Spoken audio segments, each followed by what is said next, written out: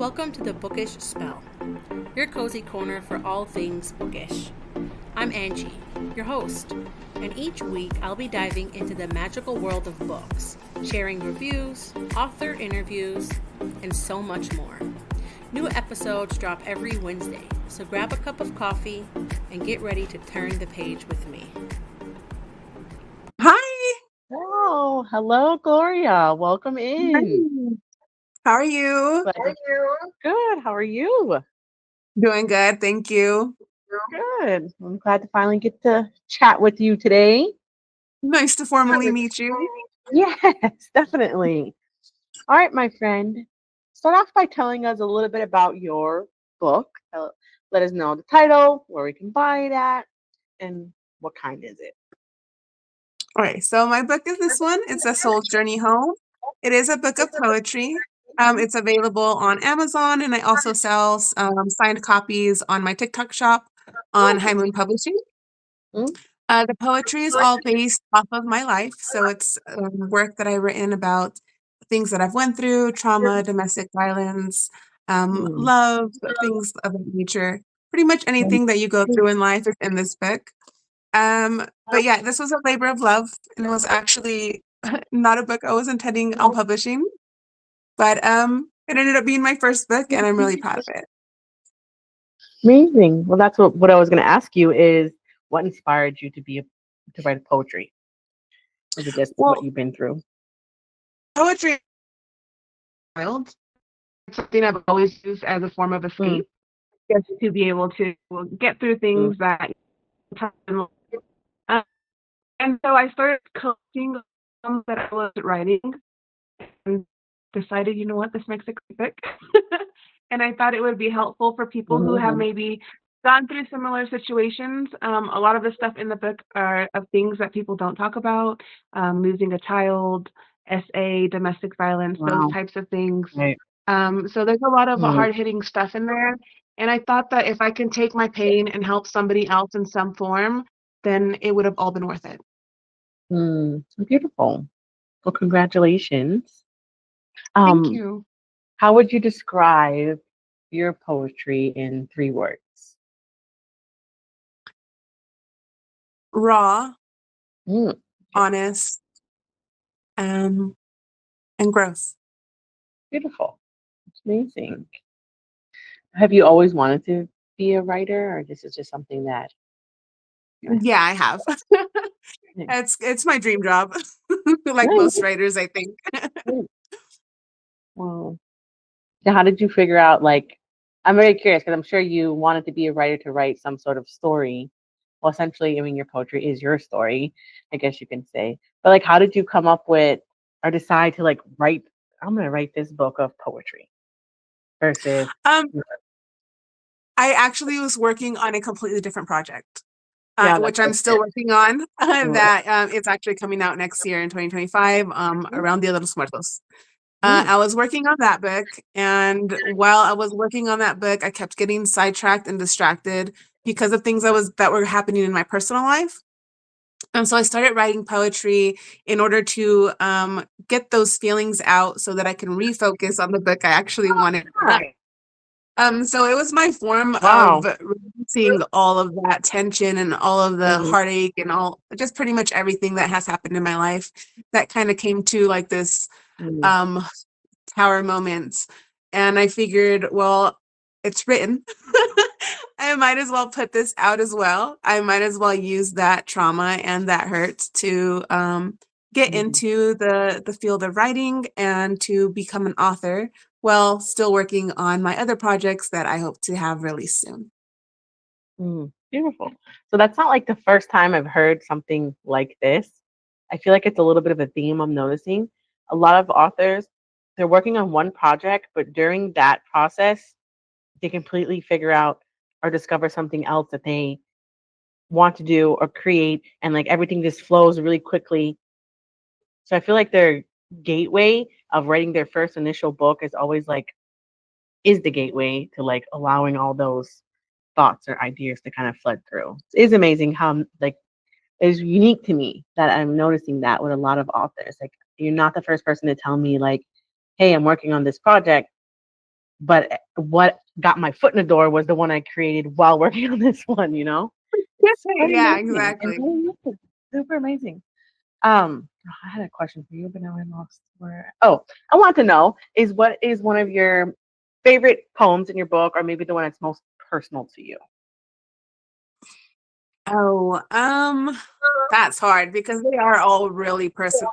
There's a lot in the book that I've never actually Mm-hmm. had like, conversations with people about. Wow. Uh, it's Mm-hmm. really, but I think one, and that's about losing my little one during pregnancy, I'm sorry. and thank you. That was something that I kind of pushed off on grieving because I did immediately get pregnant with my other children right after, and then I lost another child directly after, and then got pregnant again. So it was something that was really traumatic for me at the time and still is, and something that I didn't get to actually grieve until recently. So that I think would probably be the one that touches my heart the most. That's beautiful. Another thing I wanted to say is that it is kind of interesting, beautiful rather, people being able to read your poetry book and then like having this first initial project come out later next year. It's like almost like what I'm trying to say is like being able to read that next project and then knowing that you have this book of poetry. It's like watching you heal to create that whatever was in your head. It's actually a beautiful way.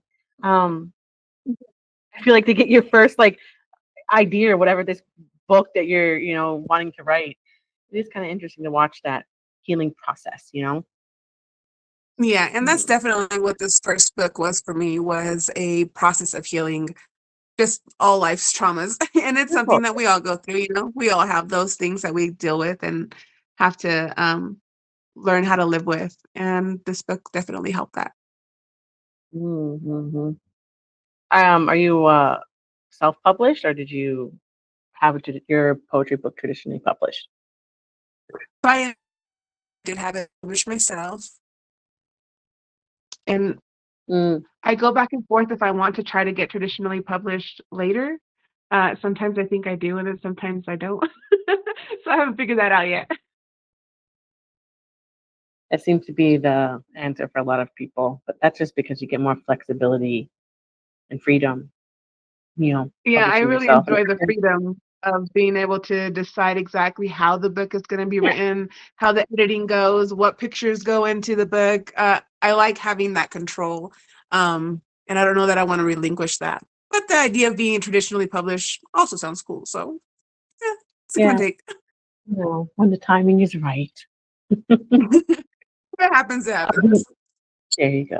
Do you have any like rituals that you do when it comes to starting like writing, something you do before you kind of sit down and write, or environment you put yourself in? Like, what is it that you do to prepare to write? Or does it just kind of flow? It's funny. The only thing that I have, I need snacks.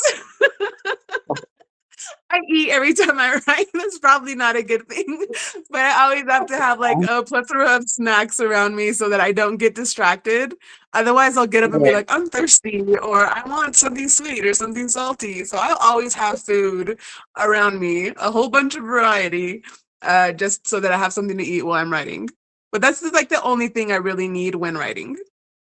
Nice. That's actually really good advice because thinking about it now, like when I'm editing a video or creating something or doing my day job, and I have to sit at my computer because I work from home, I will use every excuse in the book to get up. So having Yes. like snacks, drinks around me, I think I'm gonna try that. Yeah, that seems to help me because anytime I decide, oh, I'm going to just start writing and I don't have food, it doesn't Oh work. yeah, I'll get up yeah. every few moments and I'll just be like, oh, well, I want to do this or whatever. But if I make Mm. sure I have plenty of food, yeah, I won't get up. I will write for hours all night. That's the best way to keep me focused. Give me a snack. I love it. When you was writing your book of poetry, did did you write this in secret, or did friends or family members know that you was writing It wasn't necessarily a secret. My mom knew. And I also I write on Medium, so I write articles and I write it? poetry on there. So I was sharing some of the poems on that platform before I even decided to write the book. So it wasn't necessarily done in secret, and everyone knew I was working on a book, but they were expecting it to be the other one that is coming out next year. So I think everyone was probably thrown off because they were like, "Oh, that's not the book we were expecting," but that's the one that was finished Mm. first, so that's what they got. Mm. So can you tell us a little bit about this other book, or is it a Oh surprise? yeah, absolutely. So that book is called Raven, and it's actually a zombie apocalyptic book. Now, I used Oh, to work at a juvenile detention center. I worked there for about 3 years. I started off as a correctional officer, and then I got promoted to be a program facilitator. So I found projects and things for the kids to do while we were there to help teach them and nice. kind of keep them preoccupied so that there were no or limited fights. Um, and one thing I noticed when I was working there was how much the children just they lacked like self-love. They really believed that they were there because they weren't worth it. They believed that that's all that they had in store for them in life. And so the concept of the book came from working there. And I wanted to write a story about these juveniles that were in detention during a zombie apocalypse and how they rescue themselves and make it through the situation. Oh, I love it. Well, that sounds pretty interesting and something very personal to you. Yeah, it Beautiful. is. Plus, I love zombies. Yeah. And I'm not Imagine. gonna lie, every time when I used to work, we would talk about the time, like, what would we do for a zombie apocalypse if we were at work? And so that's kind of how the story started. Just Yeah. random conversations at work about zombie apocalypse, and the kids would bring it up to me sometimes and be like, "Oh, I wonder how, what would we do?" And I'd be like, "I got a whole story. I know exactly what we do." And that's how it started. That's funny. That's pretty funny. I always have this like debate with a lot of my family members because I'm what everyone would call like a boot camp mom. So I have Hmm. two small kids right now, but I have 5 kids in total. Oh Um, wow. my 3 bigger ones are with their dad right now, but they're teenagers, like 14, 13, 12. And now I have a Hmm. 3-year-old, 7-year-old. So I have a lot. But my older kids, I was a boot camp mom. I'm like that with all my kids. Like, I want you to learn to tie your shoes, not to drink a bottle, to drink out of the cup, to know like, you can't run in the street, to do all these things at a really young age. And my mom's very coddling. And I think people in my family are to like, you could drink a pacifier until you're like 7. Like, no, that's not good. So I'm boot camp mom, and like my mom always used to get mad at me, my sister. And I would say, well, like we can have a zombie apocalypse tomorrow. We could all die tomorrow. And I need to know that if I die, my kids are gonna have a chance of surviving. Like that always That's lingers in the back of my head. Oh, that's funny because growing up, my siblings and I would talk about it all the time. Like, where would we go? What would happen if the how people come in or we had to go out? Like it was, yeah, it was something we talked about often. And even with my kids now, I have the 2 teenage children. We talk about it all the time. Mhm. And so I don't know. I've been a zombie obsessed since I was a kid. That's just one of those like stories that I think is I don't know, universal. It really is. So since you love zombies so much, do you like The Walking Dead? Oh, I love The Walking Dead. Yeah. Well, I got all the way up to right when Negan was about to well, he ended up not dying, but spoilers, sorry. I got right at that point and then I stopped watching just because of Did you life, finish it? but I still want to finish.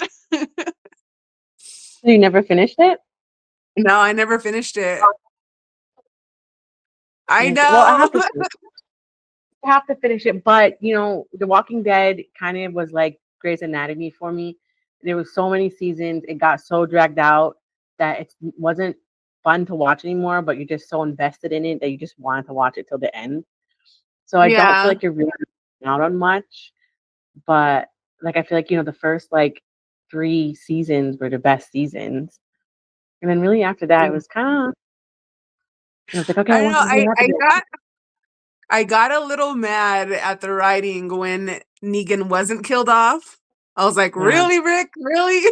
That I kind of just was like, I'll go watch The Big Bang Theory. It just really, yeah, I mean, you just gotta watch it. I had some, I'll finish it eventually. yeah, eventually. It's not one of those shows where I would have to tell you, like, oh, you gotta finish, you gotta see what happens. You're quite disappointed, to be honest. I think I just got really bored of it. So at one point, I really didn't care what happened to anybody anymore. I think it can all go. It's all right. I quite feel with Grey's Anatomy. Like, got so boring, but I'm still gonna watch it because I remember, like, was it last year? They said this was the grand finale, and now I'm seeing there's a new season. So I don't know. I didn't even know it was still going. That's been on forever. I've been watching it since I was a little kid, and it is boring, so boring. But I'm just one of those, like, I want to finish it. I wasted all this time watching it. Might as well. So I do have a question for you about your writing. Okay. Did you like take any writing courses or classes? Or is there anything that you would recommend for anyone who's an inspiring author? Not really. Writing for me has always been like a labor of love. I hated school as a kid. I've always loved learning, but I hated school because I didn't like teachers and I didn't like being told what to do, one of those kids. So the only class I ever really enjoyed was writing. I liked to write. Now I never let anyone know that I liked their writing classes, but I enjoyed it. So for me, the only advice I could say is if you love doing it, just do it. Don't give up. Just keep going. No matter if you think your stories suck or if you don't like your own writing, the more you write, the better it gets. And read a bunch, because the more reading you do, the more inspiration you get, the more you see how other people write, and you can learn that way by reading other people's works, people that you enjoy. So honestly, the best thing I could say is keep reading and just keep writing, and let whatever happen. That's some amazing advice. Do you like to read a lot? I do. My kids say I'm a nerd. Aww. All right. So what is your Make fun favorite of me all genre? the time. What is your favorite genre? Are you like multiple? I don't know that I have a favorite genre, to be honest. For the longest time, I read just nonfiction. I was into just like psychology papers. And then recently, I just kind of started reading everything to try to find my favorite genre, but I haven't picked one yet. I don't know exactly what my favorite is. I kind of like everything. Like it can be a little kid story and it can be, or something like super crazy and like smutty, and I would still like all of them. I haven't found anything where I'm just like, oh, this really sucks. So my favorite is everything. I agree with that. I feel like that would be my answer too. I used to think for the longest time that I just love fantasy, but I actually don't. I feel like I'm kind of outgrowing fantasy a bit, where I still like some fantasy stories, but honestly, I hate saying this, sometimes they're a little hard to get through. I'm liking like a little bit more thriller, romance, recently dark romance.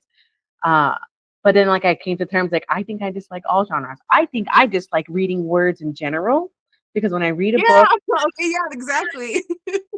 like when I read a book, obviously I love the story. Yes, that's why I'm reading it. But I love, like, I guess I have these debates with myself and thoughts as I'm reading, like, so interesting how a human mind came up with this.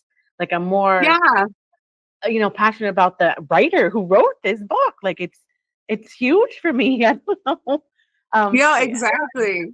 Now, I think because I love psychology so much, and before deciding, what I'm going to try being an author, my goal was to go to school and be a therapist. That's what I wanted to do. But now when I read books, one of the things that I notice the most is like how in awe I am of the author, because whatever story you're reading came from someone's mind. Somebody had to think that up. And to me, it's just so cool. It's completely fascinating what stories each individual person can come up with. I don't know, I love the idea of reading something and knowing that came from somebody and whatever they had to do to get that onto the paper. That to me is just cool. Just in general, the whole writing, thinking, and reading process of it all to me is so amazing that I just love all books. So do you have a favorite book? I used to say it was Running Blind by Lee Child, and that was because that was the first book that really got me interested in reading stories as a teenager. Oh, but now I don't know. I don't know if I have like a favorite. I do love the book Hell House. I cannot remember who the author is. There's like two authors on that book. And that's a book of like true haunting stories. I just love things paranormal related, scary related. And that book is probably the book that I've read the most. I don't almost, yeah, pretty much. I almost never reread books. I reread a few of them, but that one I've read multiple times. And so I'm assuming that means it's my favorite. That's something I want to try to read soon, is like a horror book. I haven't, the closest I got to scary is lately like some thrillers. Like, but I'm sure you probably know. I read that but Haunting Adeline. That was about as scary as I read when it comes to like, I don't know, I was actually scared that someone was at my windows for a while because I was reading. But I want to read like something scary. See, me too. And for me, the scariest thing is real life. So when I read those real life haunting stories, I'm just like, dude, that is crazier than anything made up that I've ever read. So I love it. I haven't read a horror book yet that's made me just like totally freak out. And I want to so bad. So bad. I would love to read something that just really scares me. I think the last like I guess horror book I read was Pearl by Josh Mallerman. I thought the book was funny. So I don't know. I loved the book, but to me it wasn't horror. It was just funny. It was cool. It was a cool book. I liked it. I enjoyed it a lot. It was one of my favorite reads for the year, but it just wasn't horror. So I want someone to recommend me a book that is going to scare the heck out of me and I won't be able to sleep for like months. I'm gonna work on finding that, because I keep thinking like, do I just go with the obvious choice and read a Stephen King? But I don't know. I don't think he's that scary either. Don't get me wrong. I love his writing. No, don't come at me. I think he's great. But my sister not read scary. it. My sister read it, the book. She said it was pretty scary, but I feel like already seeing the movie, like how I don't know. I just feel like that type is not going to scare me. I don't know. Maybe it's different. Maybe the book. It might. I do always hear that the book is better, but the book is so long. I know it's a big book. I think my ADHD can handle that. It'll take me years to finish that book. No. Why is that? Do you ever do that? Like when a book is super long, I end up reading slower. But when a book is like 300-400 pages, I could get through that in 2 days. But just my brain tells me when it's a 600-700 page book, I read like 2-3 pages here and 2-3 pages there because I feel like I'll never get through it. Exactly the same. I actually have this book that I love. It was like one of my very first fantasy or sci-fi fantasy books. I love that book. And I got halfway through and I haven't been able to finish it yet. And I started this book months ago. And it kills me because I want to know what happens and I want to read it. But every time I sit down to read it, like my brain is just like, no, you're done. And I don't know why, because I love the book. The book is so great. And I just have not been able to finish it yet. That's not on the author. That's on me. That's on my brain. I always feel so bad that I don't finish it because I'm like, this author is fantastic. But my brain is just not letting me keep going. I got to stop. I did that a few times, but like I guess my OCD or ADHD, something gets the best of me and I will power through a book. I only like after one book ever. And that was only because I listened to the audio and I knew I shouldn't have. I should have. I'm gonna try to read it, but it was the Twisted Games or Twisted that whatever one in that Anna Hung collection. It's like Twisted Games, Twisted Love, and something else it's called. It's a muddy romance book. The only thing why I DNF'd it is because the male voice gave me the ick. And I just could not listen to the guy talking. It made me gag. That's the only book I ever. It was not. So that's the only book I ever didn't finish. Whether I like a book or not, for some reason, I have to finish it. Because there was plenty of books that I'll give you an example, The Silent Patient from what is his name? Alex. I forgot his name. Book's called The Silent Patient. I'm gonna be honest, his writing is a little boring. But his ability to write a plot twist at the end that gets your jaw on the floor makes up for the lack of fun reading the entire book. I read other books from him. And then it's things like that makes me not, DNF a book. Because if I would have DNF'd that book, I would have never had that different perspective of that author if I didn't know what happened at the end. Yeah. So the one book that I ever DNF'd, eventually I'm going to read it. I just DNF'd it because it was audio. I never considered fully DNFing a book. I put it back on my TBR with the bookmark still in it, so I know where I was, and then eventually I get back to it.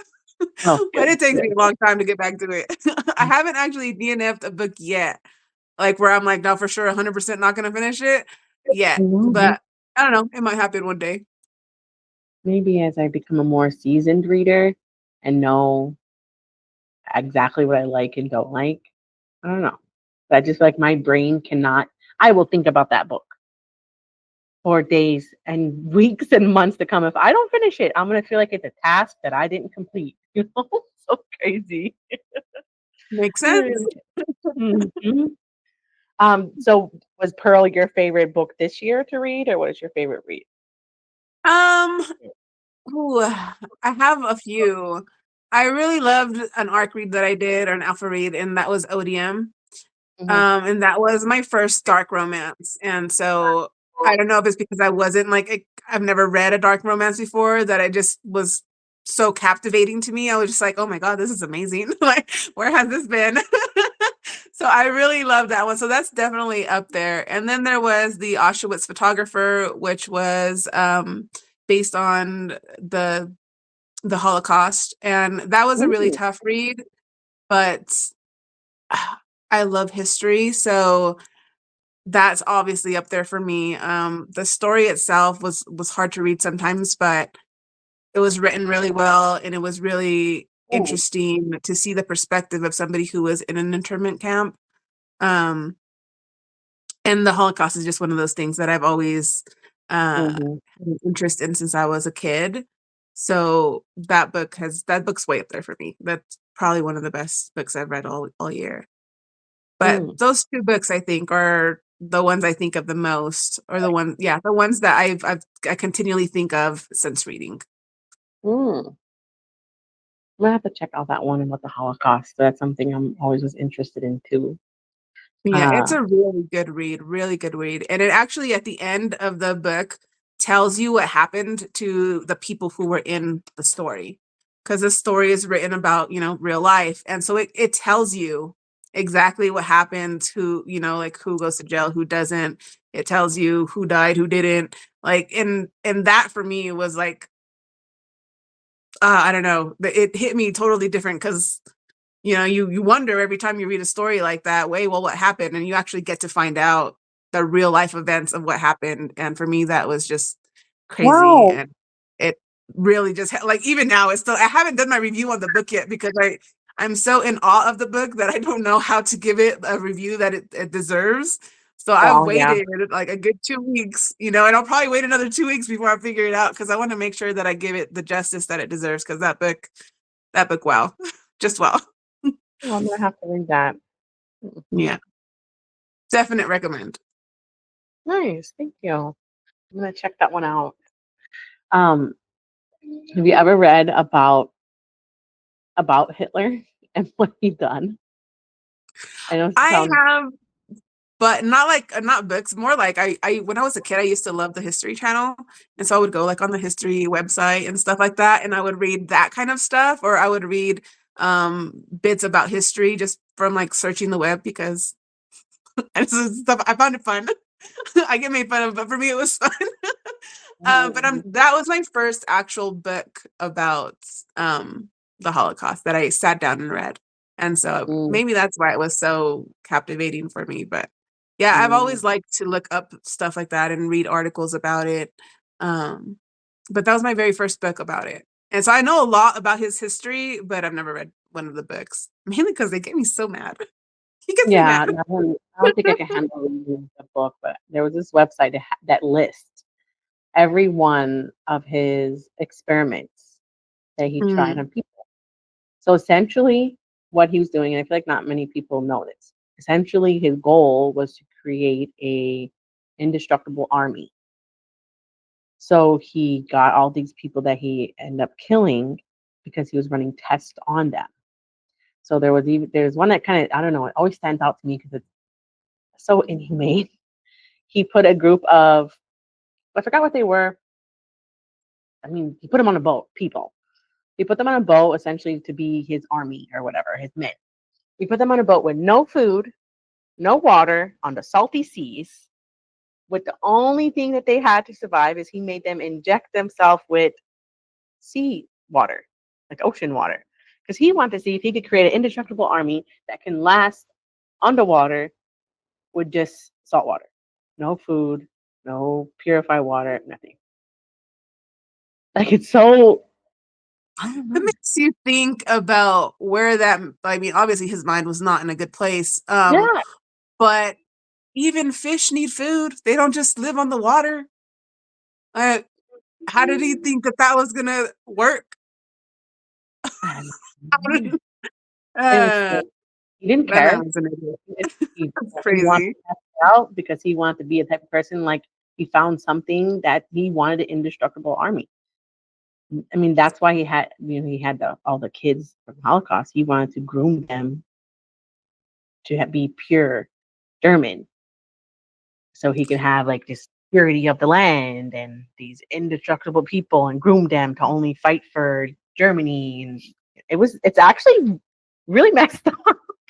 Oh yeah, and that book, the Auschwitz photographer, actually talks about some of the experiments, and it actually has some real life photographs of the people that were having experiments done to them, because that's what the photographer did. He was in charge of taking all the pictures on the camp. So yeah, they do talk about some of that stuff on there. But yeah, that's insane to me that anybody would ever harm people to try to make them better for their own personal gain. It's, I don't know, completely wild to me that people could be that horrendous. That's not surprising, but that's true. But that's exactly what they did. Because if you like all of the videos, you don't have like those videos on the internet of Holocaust survivors talking about their time, and they were small kids. They never really could say that they had physical abuse, like were beat up. It's mainly like they didn't know what was going on. They had a needle here, a poke here. They were unconscious for so many days and went back to their room or whatever. I don't know what experiments he was running on the kids, but maybe that's something I'll look up. But it's very strange for me. And then the whole like how he disappeared, and well, here's today this there, where he killed him, his wife, and all his children. Just they killed themselves. Yeah.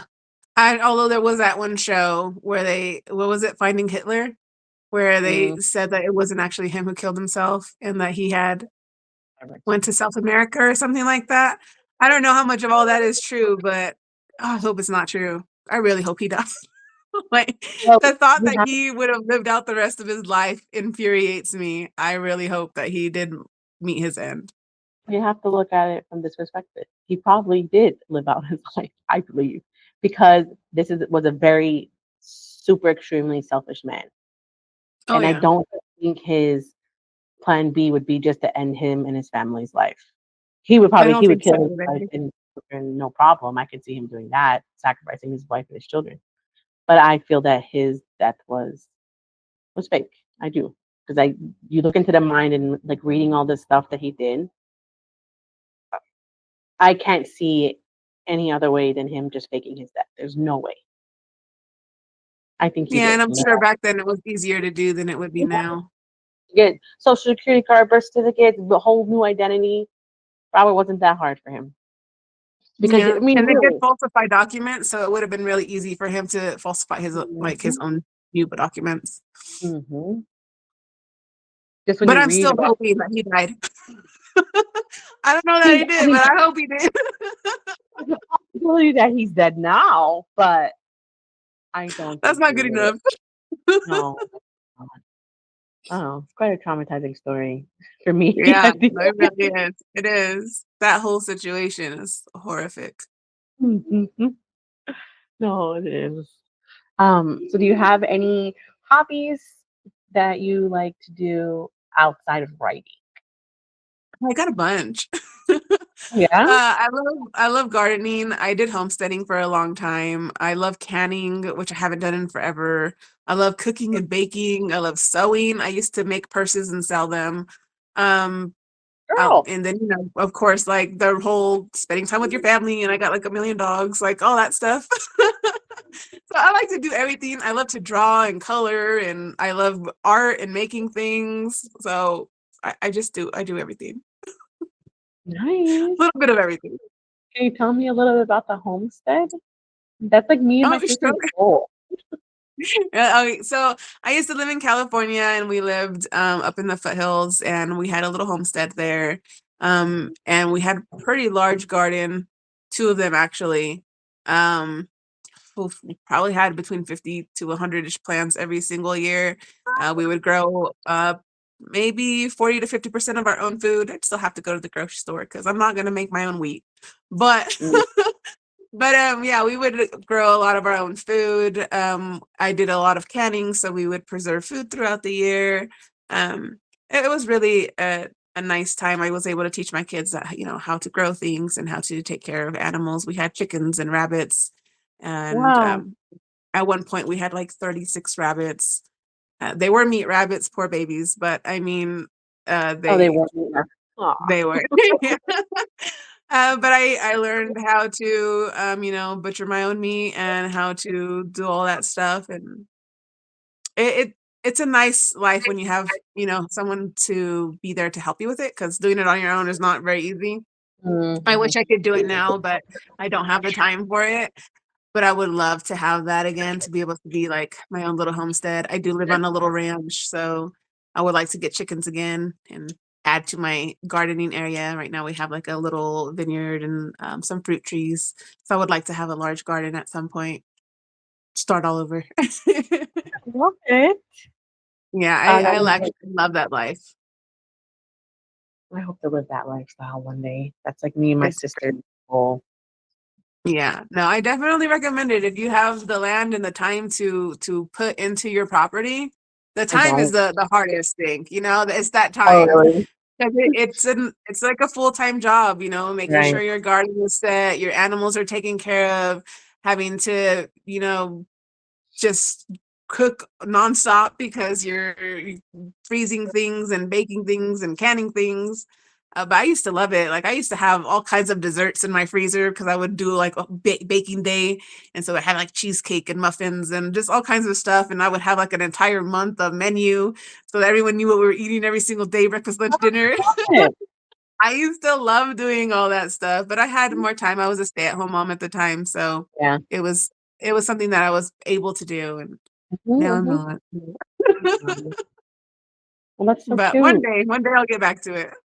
I mean, it probably was so nice too, knowing exactly what you're eating, what you're putting in your Oh, food. yeah, it was. And since I love cooking so much and baking, like it was fun for me. I really enjoyed it. I used to have a little YouTube channel. I think it's still up. I don't think I ever took it down. That where I would do my canning. I showed my canning the first time. I was all proud of myself. I used to make my own like jalapeno peppers and my own jams. It was great. Like it was a nice time with my kids because I homeschooled also. So that was a lot of fun to be able to be with them and teach them and kind of show them, everything about life. It was great. It was a really beautiful time. During the pandemic, as you can imagine, there was nothing else for anyone to do. That's why everyone started making sourdough. Do you remember? I do remember that. Sourdough and buying a ridiculous amount of toilet paper. Yeah, I remember that. I mean, I was here in Arizona. We have a big house in the mountains and just can't go nowhere. I used to watch YouTube videos, read, watch Netflix, and then, like you can only sit in a room and watch TV so much. So I would cook something. And before the pandemic, I can fully admit that I was not a cook. Now I could become be your 5-star chef now. That was the one good thing that came out of the pandemic for me. But I think about that all the time. I didn't really think about it in the moment. I should have posted all that on social media. I posted 0. But I made every bread. I made a mission to make every bread you can pretty much think of. I mean, I made sourdough, regular bread, baguette. I made ciabatta bread. I made English muffins. I made tortillas. I'm sure there was a couple other breads that I didn't think of, but I made every bread, everything I was doing from scratch. Butter, when I made cheesecake, everything was from scratch, even down to the crust was scratch. I made my own cream cheese. I made mozzarella. It got to the point where there was nothing else for me to make, like the homemade complex type of stuff. I started to make hot sauce. And then I wanted to make my own beer. And I didn't get around to doing that. Nice. I want to make my own wine because we have like a small little vineyard. And I was like, oh my God, I have to do my own wine one day. And so I started looking it up and I was like, do I really want to make my own wine though? Sounds like a lot of work. Well, I mean, you gotta keep an eye on it, but there's a really easy way to do it is you just get yourself a big jar, a glass jar, you put it in there, and all you need is a freaking balloon. And you can balloon? Yes. You like a regular balloon like you use for a birthday party, like a latex balloon. You poke a little hole in it, was it? Yeah. You poke a little pinhole with a needle. You put that balloon over, so you want like a jar that has a smaller mount. Put the balloon over there, and the balloon helps with the gas, which creates the fermentation. So it acts like, I don't know what those things are called. That things that you do put that. Yeah. I don't know. I'm sure those things cost a lot of money. But a guy done it with a simple balloon, and he just put watermelon, and he made watermelon wine. So I always wanted to try it, but I never did it. Yeah, I do love making like everything from scratch. I was laughing when you were saying about the wheat, because that was one thing I wanted to do. And like I remember watching some girl I watched on Instagram. She grinds her own flour. I'm like, oh my God, I'm gonna look this up on Amazon. I'm gonna get me one of these. It was a freaking $1,000 for this little wooden thing that you put in there. Yeah, I know. I'll just buy my flour at the store. I mean, I learned a lot because I try to do more like organic. But for my kids, my son has autism. So in my mind, like something organic, not full of sugar, artificial dyes, I try to stay away from that. I did learn, because I guess all my life I bought regular bleached flour. Now I don't buy that. That's something I learned through the pandemic. Now I just buy unbleached flour. I didn't even know that was a thing before the pandemic. So, I don't know. It is fun. It is fun. I agree. I wish I had time to just do all that stuff again. I know, right? Maybe because I work from home. So like when everyone was like all crying about the pandemic, I'm like, this is my normal. I like being home. I'm a homebody. I wish I could be home all the time. I enjoy being home. When people ask me to go out, I'm just like, I can be home though, by myself. with a book. I don't really want to go out with you. Yeah, I love being home too, but maybe it's because like I have so many like things I could be doing, reading, watching a TV show, making something, doing something on my laptop, uh, creating content for my social media. There's always like something to do, so it's never like, oh, I'm bored. Let me leave the house. I could literally stay in this house for a good 2 weeks straight and not. I'm good. If I had food delivered, I could probably just be I here do that forever. too, Like, I'm girl. not even kidding. Like, I do I don't that. need to. I don't grocery shop no more. We get delivery from Safeway. And I live in the mountains, and like next to a river, so it's just like I got plenty of hiking. I could just go walk around. I don't have to like talk to It's nice. people. I'm okay. I got my Mhm. dogs. They keep me company. Exactly. My kids talk a lot, so there you go. There's my conversation. It's so bad how much of a homebody I am that my husband's very concerned with that. Like when we need something, uh, and I'm telling him, can you go get this or can you get that? Well, why don't you go? No, I'm good. Well, you haven't got out of the house and da, da, da, da, you should go. I'm like, no, I'm good. I like it here. I know exactly what you mean. I'm exactly the same. I know. It's funny. If I could stay home all the time, I would. I know, right? It is so like sometimes it's a bit concerning how comfortable I am in my own home. That I'm like, there's not 1 ounce of me that's like, I'm gonna go out today. Like I have no concern. I know. I think that's a good thing. I enjoy that I'm comfortable in my own home. Like, I love being home. Like, why wouldn't I want to be home? I got everything I need here. Exactly right. That is exactly what goes through my head. Why wouldn't I want to be home? I do got everything I need here. There ain't nothing I need outside. I do get like a traveling itch every once in a while, like because I live in New Mexico and I used to live in California and I love driving. So sometimes I'm just like, let's go to California and let me drive. And That's so right with that you. but that's more like travel. I don't know. I don't count that as going out. I might want to Yeah, travel. Sometimes I'll that's do that. different. But other than that, I'll be home all the time. Yep, that's totally different. I'm the same way. I love travel. I want to go to Disneyland at least twice a year. Take my kids. But other than that, yep, I like to stay home. So traveling doesn't count. You're right. I Exactly. forgot you're in New Mexico. You're not that far. That's where my mom is and my sister. Yeah. It's nice. Yeah, I moved here because of my mom too. She's actually from here. And then Really? she moved to California where she met my dad. And then we all grew up there. And then she came back here. And then now that Mm-hmm. they're older, I care for them. So I came back here too. So Mm, now I'm with my parents. good. Not in I the mean, I same like house, New Mexico. but Yeah. same area. At least you're not too far. You could drive to them, right? Oh yeah, Yeah. real close. They're like up the street. Okay, good. I like New Mexico. I don't know. I like it there, but I think I just like desert. I don't know. Something about the I like desert. the open space. Like I like Mm-hmm. that there's so much hiking. You don't really got to go anywhere. You can just walk outside. Like I Mm-hmm, don't hmm. have to like travel to hike. I can just hike. So I like that I a love lot. it. Sorry. Yeah. I I think I like that like. I'm far away from people. Yeah, really.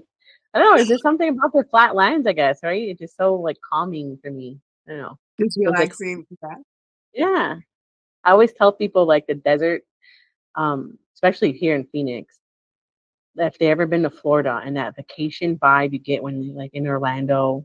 I can't say Miami. I never been to Miami, but like when you're in Orlando, it's like vacations, and if you step out of the car, or plane, or whatever, I feel that every single day in Phoenix. Like it's something like with the air, this the energy, the way it feels, like you just tell. Like Phoenix is like a vacation town for some reason for me. So I just Really?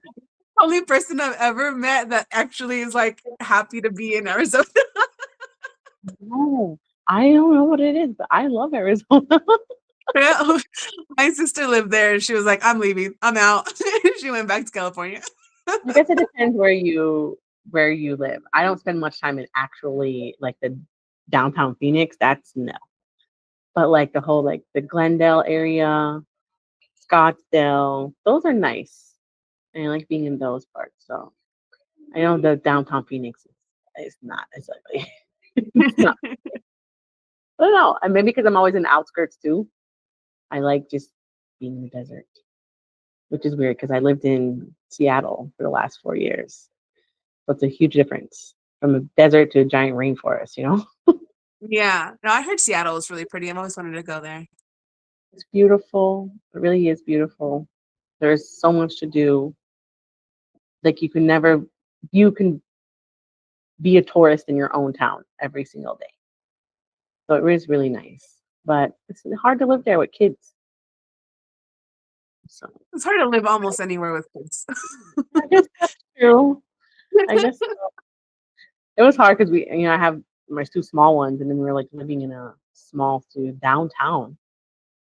And then like people are busting the windows. Oh, wow. So it got scary to where you're scared and you're that when my husband wasn't home, like I'm constantly on guard. I would like have my phone with me unlocked at all times of the night, just in case I got to call 911.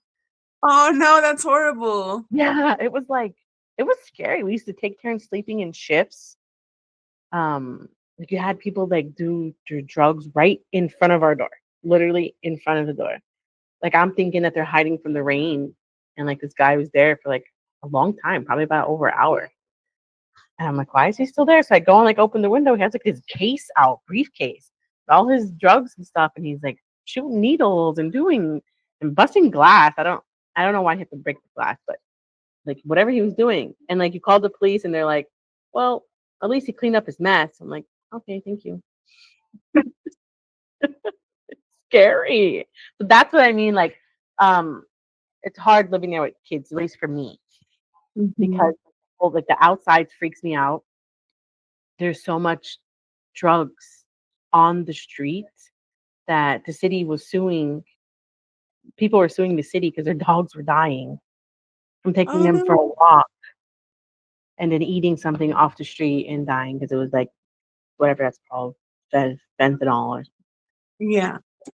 It was really bad. So like I would have this panic. I think maybe this is me overthinking or having intrusive thoughts. I'd have this panic like if the kids walk on the streets of downtown Seattle, we're going to take the shoes in the house. And even though I'm going to take them off the door, what if the kids get to the bottom of the shoes and there's drugs on there and then the kids, don't make it? Like it was, I used to panic. It was so stupid. It just, when the stuff that you see and then you think about just the streets of Seattle freak me out. There was like no way around it because you have to walk out there. Wow, that's crazy. Yeah, sure was. So, well, Glorya, I know I kept you for a long time. It's okay. I had fun. Sometimes ramble, hence the reason why I started a podcast. But congratulations on your poetry book, and I hope your official novel out soon. I'll definitely reading your poetry. I haven't had a chance to, but I do want to read it and see what you have to say. Thank you. Well, this was really fun. Thank you so much for having me on here. You take care, and I'll talk to you again soon. Bye. Okay. Thank you so much for tuning in to this week's episode of the Bookish Spell. I hope you enjoy our magical bookish journey together. Don't forget to subscribe so you never miss an episode. And feel free to leave a review. It really helps. I'll be back next Wednesday with more enchanting stories and author insights. Until next time, keep the magic alive in your hearts and on your bookshelves.